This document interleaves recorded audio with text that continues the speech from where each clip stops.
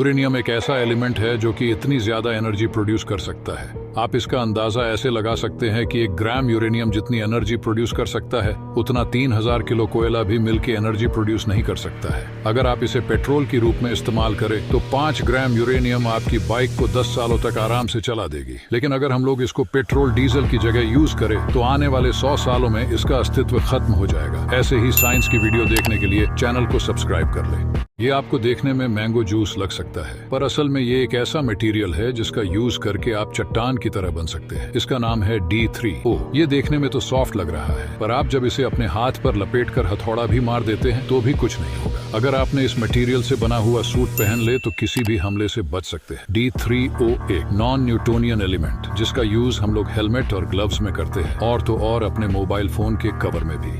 आप अपने फोन को एक बार चार्ज करो और लाइफ टाइम चलाओ। नहीं, मैं मजाक नहीं कर रहा हूँ। तो क्या ये पॉसिबल है? इसके लिए आपको यूज करने पड़ेंगे न्यूक्लियर वेस्ट को। मतलब ये कि न्यूक्लियर पावर प्लांट का जो वेस्ट बच जाता है उसका इस्तेमाल करके आप अपने फोन को एक बार फुल चार्ज करो और लाइफ टाइम चलाओ। न्यूक्लियर वेस्ट में इतना ज्यादा एनर्जी होता है ये मेरे को बताने की जरूरत नहीं है। आपके लिए एक सवाल देखते हैं, कौन बताता है न्यूक्लियर एनर्जी रिन्यूएबल सोर्स है या non renewable source of energy? हमारा पृथ्वी कैसा दिखेगा बिना हवा, पानी और ह्यूमंस के? वीडियो अगर दिल पर लगे तो वीडियो को लाइक और एक कमेंट जरूर करना। सब्सक्राइब आपकी मर्जी। देखिए, हमारा धरती बिना पानी के, बिना हवा के और बिना ह्यूमंस के।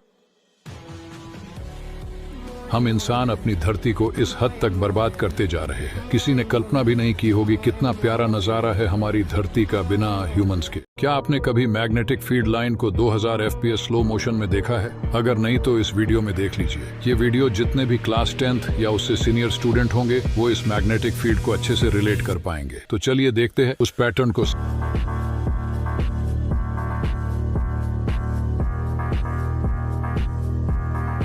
साइंस में रुचि रखने वाले चैनल को सब्सक्राइब कर सकते हैं। इसे पहली बार देखने पर ऐसा लगता है कोई नुकीली चीज है, पर असल में ये है फेरोफ्लूइड जो कि एक टाइप का लिक्विड है। ये मैग्नेट की तरफ बहुत जल्दी अट्रैक्ट हो जाता है। इसे आप घर पर भी बना सकते हैं। वीडियो अच्छा लगे तो एक कमेंट जरूर कीजिए। इसको बनाने के लिए आपको चाहिए आयरन ऑक्साइड जो कि आप किसी भी जंग लगे हुए लोहे में से निकल सकते हैं, और दूसरा इंजन ऑयल। इन दोनों को आपस में मिक्स करने के बाद आपको मिल जाएगा फेरोफ्लूइड। इसे पहली बार नासा ने रॉकेट में फ्यूल भरने के लिए बनाया था।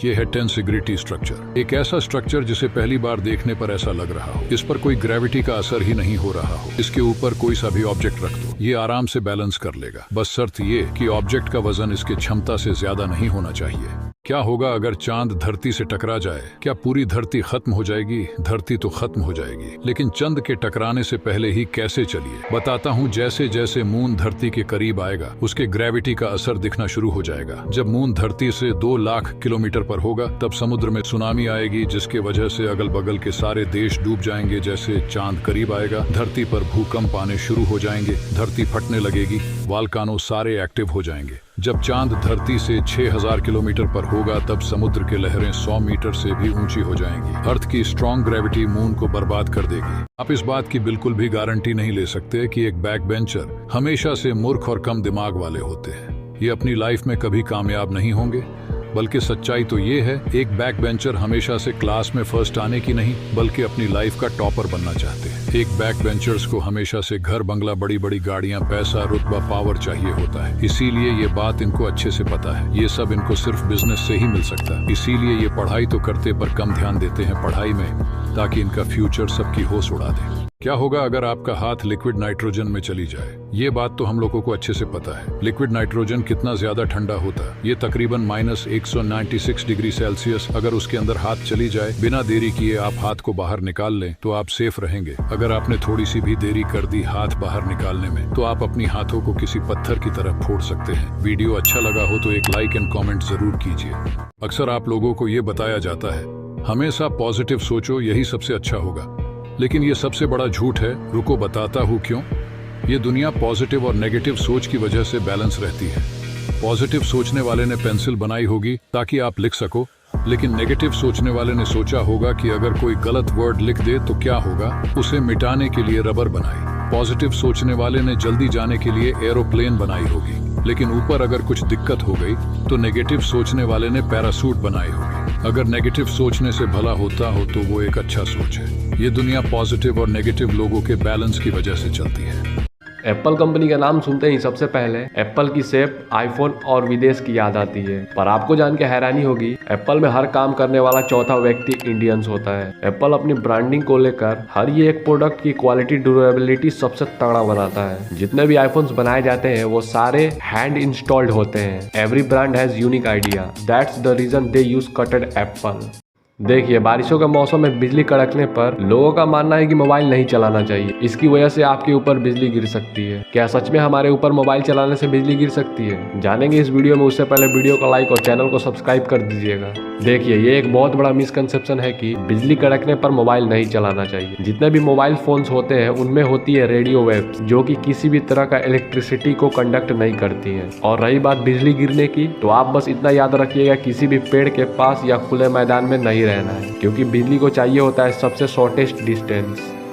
आइए इस वीडियो में सुनते हैं जानवरों के कुछ असली आवाज। नंबर 1, अक्सर मूवीज में आप लोगों ने देखा होगा शेर की आवाज कुछ इस तरीके से सुनाई देती है, but this is not actual voice. सुनाते हैं आपको असली आवाज। उससे पहले वीडियो को लाइक और चैनल को सब्सक्राइब कर दीजिएगा।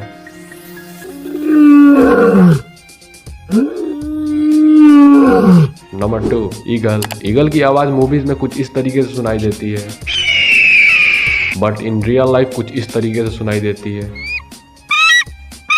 आखिर एस्ट्रोनॉट जब धरती पर लैंड करते हैं तो चल क्यों नहीं पाते हैं? छोटी सी जानकारी देंगे, वीडियो को लाइक और चैनल को सब्सक्राइब कर दीजिएगा। ज़्यादा समय स्पेस में बिताने के कारण एस्ट्रोनॉट्स ये भूल जाते हैं कि वे अब धरती पर हैं। इसीलिए ज़्यादातर एस्ट्रोनॉट्स चीज़ों को छोड़ देते हैं। उनको लगता है कि हम अब भी स्पेस में हैं। स्पेस में ग्रेविटी ना होने के कारण इनके पूरे शरीर में ब्लड सर्कुलेशन धीरे हो जाती है, खासकर lower part of the body में, जिसकी वजह से ये अपना खुद का भार भी नहीं उठा सकते।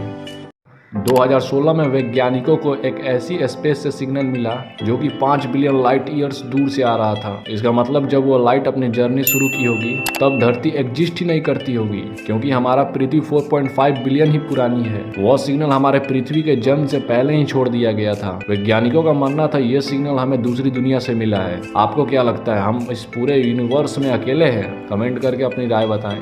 जुपिटर एक ऐसा प्लैनेट जिसके अंदर इतनी जगह है, पूरे यूनिवर्स के प्लैनेट इसके अंदर आराम से आ जाएंगे। जुपिटर पर जो ये रेड कलर का धब्बा दिख रहा है, असल में वो एक धब्बा नहीं बल्कि 600 प्लस किलोमीटर से चलने वाले तूफान है। इस तूफान के अंदर पृथ्वी यूं समा जाएगी। जुपिटर अपने जायंट शेप, ग्रेविटी और भार को लेकर प्रसिद्ध है। बड़ी शेप और ग्रेविटी होने के कारण ये पृथ्वी को बचाए रखता है। मतलब ये कि ज्यादातर एस्ट्रॉइड्स को ये अपनी तरफ अट्रैक्ट कर लेता है, जिसकी वजह से पृथ्वी सेफ रहती है। क्या पिराना मछली इंसानों की जान ले सकती है? हॉलीवुड मूवीज में आप लोगों ने अक्सर देखा होगा कि पिराना मछली इंसानों को खाती है, पर क्या ये असल में सच है? छोटी सी जानकारी देंगे, वीडियो को लाइक और चैनल को सब्सक्राइब कर दीजिएगा। देखिए, ये बात तो बिल्कुल गलत है। पिराना मुख्य रूप से केवल छोटे छोटे मछली, पौधों और कीड़ों जैसी को खाती है। पिराना मछली इंसानों को खाने की तो दूर टच भी नहीं करती है। ये है परपेचुअल मशीन। आप लोगों ने तो इसे कहीं ना कहीं देखा होगा। इसके ऊपर रखा हुआ ये बॉल हमेशा घूमते रहता है, ऐसा लोगों को लगता है, पर असल में ऐसा नहीं होता है। अगर ऐसा हुआ तो फर्स्ट लॉ ऑफ थर्मोडायनेमिक्स को ब्रेक कर रहा है, जिसका कहना है कि पूरे यूनिवर्स में ऊर्जा कांस्टेंट होती है, पर ऐसा नहीं हो सकता। लोग आपसे झूठ बोलते हैं, दरअसल इसके पीछे मैग्नेट और बैटरी लगी होती है। चलिए आप लोगों का एक भ्रम दूर कर देता हूँ। अगर आप लोगों को लगता है हमारा सोलर सिस्टम कुछ इस तरीके से मूव करता है तो आप लोग गलत हो। वास्तव में हमारा सोलर सिस्टम कुछ इस तरीके से मूव करता है, जिसको हम लोग हेलिकल मोशन कहते हैं, जिसमें हमारे सारे प्लैनेट सन को ऑर्बिट करते हुए आगे की तरफ जाते हैं। नैनोबॉट्स के बारे में सुने हो? आई थिंक आप लोगों में से 90% को नहीं पता होगा। नैनोबॉट्स एक ऐसी टेक्नोलॉजी है जिसकी मदद से कैंसर जैसी बीमारियों को भी ठीक किया जा सकता है। आने वाले समय में इंसान दवाई को नहीं, रोबोट मेडिसिन को खाएंगे। नैनोबॉट्स हमारे बॉडी के अंदर जाकर पूरे बॉडी को स्कैन करके ठीक कर देगा, और जितने भी डैमेज टिश्यू और सेल्स होंगे उनको भी रिपेयर कर देगा। ये कम उम्र में जाने वाली जानों को भी बचा सकता है। इसीलिए नैनोबॉट्स हमारे फ्यूचर मेडिसिन है। शायद ही ये बात किसी को समझ आए। मान लीजिए मैंने एक बिल्ली को एक बॉक्स के अंदर बंद कर दिया और उसके साथ एक जहरीला गैस से भरा हुआ बलून को भी उसके अंदर रख दिया। तो चलिए ये बताइए कि अगर मैं उस बॉक्स को 2 घंटे बाद खोलूं तो क्या बिल्ली मर चुकी होगी या जिंदा होगी? आप लोगों में से 50% को लगता होगा कि अगर बिल्ली ने बैलून को फोड़ दिया होगा तो वो मर चुकी होगी, अदरवाइज जिंदा होगी। चलिए मान लेते हैं हम लोगों ने बॉक्स खोला और देखा कि बिल्ली ने उस बलून को फोड़ दिया है और सारा गैस बाहर निकल गया है और वो बिल्ली मर चुकी है। लेकिन रुको जरा, क्या होगा अगर मैं कहूँ जब बॉक्स बंद था तब बिल्ली बिल्ली मरी भी हुई थी और जिंदा भी थी। विश्वास नहीं हो रहा है ना, चलो बताता हूँ। ये थ्योरी काम करती है क्वांटम वर्ल्ड में, जहाँ पर कोई भी पार्टिकल अपने पॉसिबल स्टेट के साथ एक ही समय में रहता है। इसका मतलब जब हम बिल्ली को नहीं देख रहे थे तब वो एक ही साथ दोनों पॉसिबल स्टेट में मरी भी थी और जिंदा भी थी। इसे कहते हैं सुपर पोजिशन स्टेट, जिसको प्रूव किया गया है डबल स्लाइड एक्सपेरिमेंट में। मान लीजिए कि आप लोग 15 साल की उम्र में लाइट के स्पीड से चलने वाले स्पेस क्राफ्ट में बैठे हो और आप पृथ्वी के चारों ओर 5 सालों के लिए लगातार 3 लाख किलोमीटर पर आवर के स्पीड से ट्रेवल करके धरती पर आते हैं। आपको जानकर हैरानी होगी कि आपका उम्र तो 20 साल ही हुआ होगा, लेकिन आपके जितने साथ के दोस्त होंगे उनकी उम्र 65 साल हो चुकी होगी।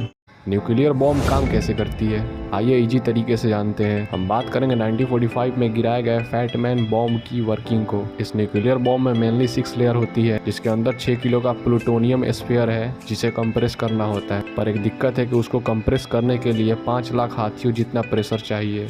इतना ज़्यादा प्रेशर को क्रिएट करने के लिए प्लूटोनियम स्फीयर पर बहुत सी RDX और CTR की लेयर चढ़ाई जाती है। न्यूक्लियर बॉम्ब को स्टार्ट करने के लिए 5000 तक की वोल्ट दी जाती है, जिसकी वजह से 32 जगहों पर स्पार्क होती है। उसके बाद बाहर का लेयर प्लूटोनियम को कंप्रेस करना शुरू कर देता है, जिसकी वजह से चेन रिएक्शन शुरू हो जाती है और एक दर्दनाक विस्फोट होता है।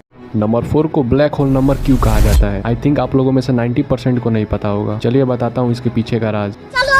दरअसल इसलिए कहा जाता है क्योंकि अल्फाबेट का 90% वर्ड 4 लेयर पर आकर ही रुकता है। जैसे कि साइंस में टोटल 7 लेटर्स हैं और 7 में टोटल 5 लेटर्स और 5 में होती है 4 लेटर। एक दूसरा एग्जांपल देता हूँ, जैसा कि पेन में होती है 3 लेटर्स और 3 में होती है 5 लेटर्स और 5 में होती है 4 लेटर। ये आप अपने नाम के साथ भी कर सकते हैं। सूरज का कलर येलो या रेड नहीं होता है कि बंदूक की गोली कटाने पर चला दी जाए। खैर ये तो हम लोग को पता ही है बंदूक की गोली कितनी ज्यादा पावरफुल होती है। तो चलो बिना टाइम वेस्ट किए देखते हैं। ओ सेट, पहली बार में तो नहीं लगी, दूसरी बार ट्राई करते हैं।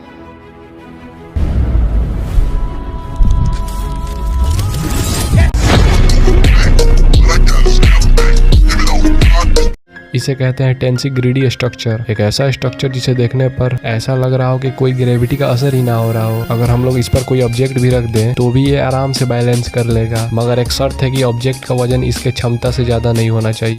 चंद्रयान 3 को जब चांद पर लैंड करने में 40 सेकंड का समय बचा था, तभी अचानक से एक ऐसी आवाज सुनाई दी जिसे सुनकर हमारे नासा के साइंटिस्टों का भी होश उड़ गया। साइंटिस्टों का कहना था ऐसी आवाज तो चांद पर पहली बार सुनाई दी। हमारे प्राइम मिनिस्टर भी डर गए ऐसी आवाज को सुनकर। आखिर कौन सी आवाज थी, आपको सुनाते हैं। उससे पहले अगर वीडियो अच्छा लगे तो वीडियो को लाइक कर देना और हो सके तो चैनल को भी सब्सक्राइब कर देना और अपने दोस्तों के साथ शेयर करना मत भूलना। तो चलिए सुनते हैं कौन सी आवाज थी।